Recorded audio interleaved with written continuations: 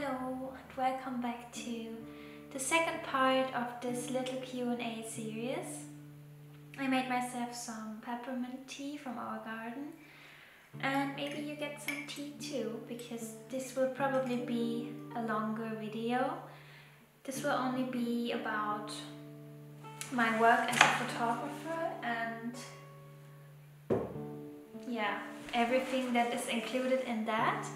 And another part will be about my work as an illustrator, because there were so many nice questions and I don't want to exclude so many, so I thought I should make another part, and I hope it won't take me too long to make the third one. So I made again another list with your questions and I wrote down some notes, so maybe we should just start. So the first question was, did you study art? And no, I did not. I studied art history and movie science, and no art in particular. So how did you start your business? What was your first step and how did you survive until its success? So I basically prepared for having my own business when I still studied. Because when I was at university, I already was photographing since I was 15 years old, and I had also already started to make little drawings and to create some stationery for my pen pals and to sell like a very little amount of things. So I was already a little bit into it, and I also had saved up some money in that time to be more on the safe side when it would not work out. I think I lived quite sparingly in that time, because I saved up on food and on rent, and when we went on holiday we did not go very far and not very often, so I could save up some money for months where it would not work out. And I think this helped me a lot, not being so scared about my own business and to be my own boss. And it was also, of course, a big help that I already had such a nice community on Instagram and on Flickr and also on my blog that was growing over the years. So I had already such a big support from everyone, which also helped me a lot to get into that business, I guess. I need to have a sip of tea. Great. Which film do you use for your photography? This question I get so often. I don't really know why people are so interested in it, because I use so many different films, and I really like to experiment with them. So it's really hard to say which film I use, but the film I probably use very often is Kodak Color Plus, because it's very cheap and you can get it everywhere and the colors are great and you know what you get, I think. But other films I like to use are Fuji Superia and Kodak Portra or Kodak Gold. But there are many others, and I also like to use expired film. You can buy like a box of expired films on eBay and you can get really nice results or not so nice results. But I think it's always a nice thing to try. Do you live from art? Yes, I do. But it's very difficult, I think. For me it helps that I have so many different subjects, and since I do movies or little films and illustrations, and I have my shop and I do photography work, I work with brands, I do work for clients, so it's all very mixed up, and this helps me to have many little sources of income. But that also means that it's maybe especially hard since you have to concentrate on many things at once, and sometimes it can be quite overwhelming. But I think it's a very nice thing to help you to survive with what you love. So I really appreciate that I can do it like that. And yeah, there have been times when it was really difficult, and I know that there will still be times when it will be really difficult. But yeah, if you saved up money in the months where it was good, then I think you can live from it. How do you organize your day? So every day is really different because of those many things that I do. But what I try to do is that I wake up always early, around 7 a.m. and then I like to have a really long and calm breakfast. Sometimes I write down what I want to do that day or what I need to get done, and then I like to just start right into preparing the orders from my Etsy shop, and I like to work on new products if there aren't as many orders, and this sometimes takes up until lunchtime. But sometimes I also need the whole day for orders when there are many, so it's hard to say. But if I only work until lunchtime for the orders, then I have a little lunch break and cook something nice but quick. And then I take a little break. I go to, I don't know, go to the garden, or I do things around the house, and I go grocery shopping, or I bake or cook things, I prepare things, yeah, I just do stuff, and then I go back to work and try to keep focused on that. And I think also one important thing that is really helpful is that if you work from home, you still dress like you would go out to your job, and you clean your workspace and you focus on what you want to do. You put away your phone and you keep everything more scheduled. This way you can be more focused over the day, I think. But I have to say that this doesn't always work for me. Like sometimes I'm not focused, sometimes I get not dressed, and those are days too. But I really try to work on that. But then after this time I pick up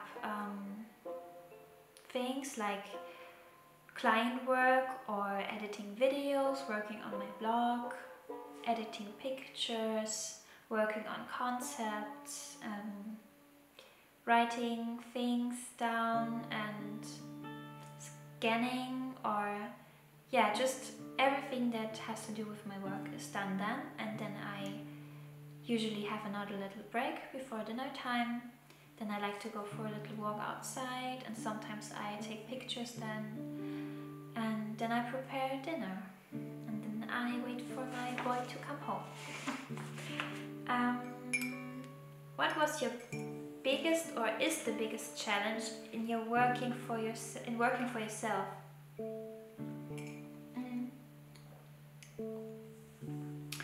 Definitely the thing we talked about before, which means staying organized, is difficult, but especially the bureaucratic work is hard. Especially when you come from being a student and then you are forced with everything bureaucratic that comes with having your own business. But everything is doable and you can get help, so I'm fine with that now, I think. But it was a very big challenge for me. And now I think it's more about allowing yourself to rest and to believe in your work and yourself, and to not lose yourself in too much work, and to create more breaks to find inspiration and to stay creative. And it's also very hard to be responsible on everything by yourself, and also to know that your income is not something that is stable. So these are things that are sometimes hard to deal with, especially in the months where you have a smaller income maybe. But yeah, those are things that come and go, and I will accept them I accept them to be able to do what I love. Yeah, that's what I wanted to say, I think. Next question. Why did you decide shooting film, and what does it mean to you? So, shooting film, I think, means everything to me when it comes to photography, and I can't even really describe what it means to me, because shooting film is something so pure and honest, and when I shoot film I concentrate on just that and on the subject, and then I'm very much in the moment, and I think I don't have that as much with digital photography.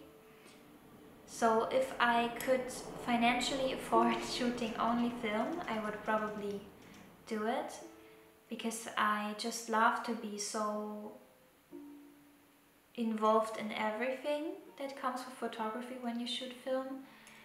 And yeah, this being in the moment is something very rare these days, in these fast days, I think. So this is something that I love especially. Do you have a craft project you would like to do but haven't yet? Yes, there are several projects that I would like to do, because I always have so many ideas about things that I want to do. But many things that I want to do are products that I would like to release in my shop, and I think they have to stay a little secret until I can reveal them, until I have more to show, because right now they are just ideas and sketches and there is nothing finished. So you will see them when they're ready. Are you planning to sell an analog photo calendar for 2020? Yes, definitely. I already did one in, I think, the last 2 weeks. Yeah, I released it 2 weeks ago, I think, and I will link it down below so you can have a look at it. I think it turned out pretty nice, and many of you have ordered it already, and I'm so grateful, because it's, yes, I do this calendar for, I think, now 3 years or 4 years. And it's this idea that the analog photo calendar shows a photo from each month from the past year. And since I have to make this calendar a little bit before, like this year I made it much earlier, but the years before I made it in, I think, November. So every photo was more accurate to the month before, like the year before. But now I collected photos from this year for the calendar for next year. And there are even photos that you haven't seen yet anywhere, so maybe you can have a look, and maybe you are interested in purchasing one too.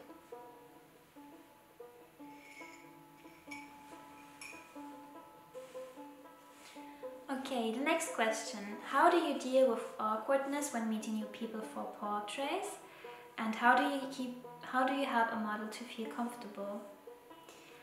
I used to be very nervous when I shot portraits of people, but mostly before the shooting, because I was a little bit afraid that I would not have too many good ideas during the shooting, and also because I was a little bit afraid of the people, if they will like me or if they will feel comfortable in my photos. And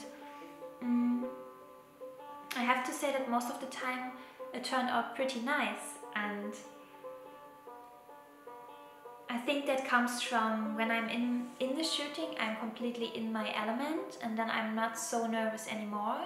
And then I used to talk a lot and to ask the model questions about their life, and they asked me mostly questions about my life, and then you are in a conversation that mostly is super nice, and then it feels more comfortable for both of us.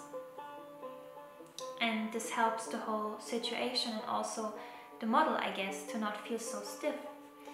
And if you are still not comfortable with that, you can also ask the model if they want to maybe go out for tea and cake beforehand, or maybe a week before, and then you can just sit down and talk about your ideas and wishes, and they can talk about their fears or maybe things they don't want to have in the photos. And yeah, this makes it a lot easier for both, I think. What are your portrait shoots like, and do you tell the models how to pose? That is difficult to answer because it depends on the model itself. I have to say that I've never taken pictures of an actual model. I just have taken pictures with normal people, and most of them haven't been in front of a camera before. And usually they are pretty nervous before I take pictures, or they are pretty unsure about what they should do. So what I like to do then is that I start with poses on the ground, so maybe they can sit or they lay down, so they don't have to worry about what to do with their hands and what to do with their legs. They can just focus on their face. Maybe you can take pictures when they have their eyes closed, and then you can slowly move up with sitting and standing. Yeah, I think this is an easy way to get slowly into the shoot. But I like to tell them also how to pose, and I try to explain it to them by showing them how to stand or sit or hold their hands. But what I love the most is when people do just what they are doing, just doing their thing, and I like to watch them in the moment between and see how they behave, how they move their eyes, how they move their hands and their hair, and then trying to photograph that, or to hold in this moment and photograph it, because I really like to find the true nature of the model in the photographs, and this way it is very natural. So next page, last page. How do you deal with a creative block? When it comes to photography, I have to say I never really had a creative block, maybe just a little bit, but not a real creative block. This is more when it comes to drawing, I guess. But the reason why I think this never happened with photography is because photography for me is something very emotional, and something that, how can I explain that? Something that comes out of me, and something I use to deal with problems or personal thoughts, and even struggling with creativeness or creative things is an inspiration to take pictures in my case. So taking pictures helps me to stay creative and to overcome blocks. Also, when these blocks are in different subjects, taking pictures helps me to see that I'm able to be creative no matter what my surroundings are, for example. Are there films that inspire your photography or filming style? I don't think that there are actual photographs or actual movies that inspire me. Of course, I like photographers and I like special movies, but I would not say that they in particularly inspire what I do. It's more about that creative people inspire me, that they follow their dreams and that they keep on creating even though living from art is a difficult thing, and that they are still keep on going and doing inspiring things is something very inspirational for me. And that they follow their ideas and imaginations constantly. But what I can say is that I can name you some that I love. For example, I love Tim Burton movies and Terrence Malick and Michel Gondry, Spike Jonze and Wes Anderson, of course. So these are just a few filmmakers that I love and that I think that are very inspiring and that have a style that I love. But yeah, there are so many more outside, but yes. The next question, and it's almost the last question. How to take self-portraits using a tripod, and should I use a remote? When I shoot digitally, I used to take a remote with me, but now I use an app, and I have to say that I don't really like using the app because it doesn't really work so nicely, but still I think it's the easiest way to do self-portraits. Maybe you have a nice tip for me for a good app, but I think I use an app called Cascable. Yeah, but I don't think it's so great. But when I'm taking self-portraits with my analog camera, then I mostly focus on something that is there in the place where I will sit or stay or yeah, hold my pose. So you can just focus that and then you can go there and take the picture, because I received so many questions also how I do that with analog photography, and that many people of you say that they try to focus something else and then go there, but that it doesn't work out. And I think it needs just some practice maybe, so that you see how far or how near you can go and how you need to focus to be in focus. So just keep on trying. And this is the last question, and then this will be over. So, would you ever hold any workshops? And I think that's a very sweet question, because do you want me to? Because I would love to do, but I'm not sure if I will be a good teacher. I was thinking about holding some kind of workshop with renting a cabin and going there like a little group of people and taking pictures with each other, and I will share some secret tips with you, and there can be analog and digital, whatever you want. We can edit together and spend a nice time there, and you can ask me anything you want, and yeah, we can just support each other maybe and cook some nice food. And yeah, but I'm not really sure if that would be something you would be interested in, and then of course it would be in Germany, so I'm not sure if that would work out, but it definitely has been something that I always wanted to do. So yeah, this was the second part, and I hope you enjoyed it.